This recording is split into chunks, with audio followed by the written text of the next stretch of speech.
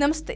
చంద్రబాబు పాలన ఏంటో, అది ఎంత జనరంజకంగా ఉంటుందో, అంతకు మించి భవిష్యత్తు తరాలకు ఏ విధంగా ఉపయోగపడుతుందో ఇప్పటికే నిరూపితమైంది. చంద్రబాబు విజన్ ను ఒకప్పుడు హేళన చేసిన వారంతా ఇప్పుడు నీళ్లు నమ్మలే పరిస్థితి ఉంది. పల్లెటూరును సైతం పట్నం చేయగలిగే సత్తా చంద్రబాబు సొంతం. ఒకప్పుడు హైదరాబాద్ శివార్లో కనిపించిన గుట్టల స్థానంలో ఇప్పుడు కళ్ళు చెదిరే ఫారిన్ ను తలపించే మౌలిక సదుపాయాలు కనిపిస్తున్నాయంటే అందుకు కారణం చంద్రబాబు వేసిన పునాది అనడంలో ఏ మాత్రం ఎవరికీ సందేహం లేదు. అలాగే నీళ్లు లేని అనంతపురానికి కియా పరిశ్రమ తేవటం, అమరావతికి సాఫ్ట్వేర్ కంపెనీలను రప్పించడం ఆయనకే చెల్లింది. ఇవన్నీ నిరూపితమైన నిజాలే.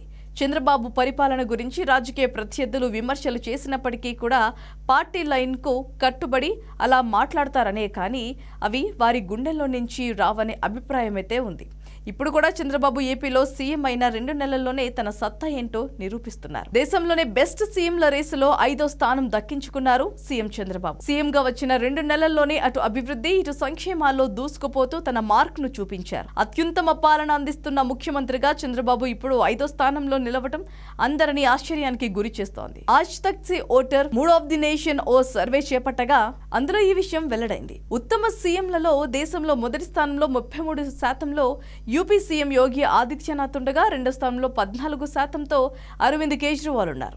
3వ ప్లేస్లో మమతా బెనర్జీ, 4వ స్థానంలో తమిళనాడు సీఎం స్టాలిన్, 5వ స్థానంలో చంద్రబాబు నిలిచారు. కేవలం చంద్రబాబు అధికారం చేపట్టి 2 నెలలే అయినప్పటికీ ఇంత తక్కువ సమయంలో ఈ స్థానం దక్కించుకోవటం మామూలు విషయం కాదని సర్వే సంస్థ కూడా అభిప్రాయపడింది.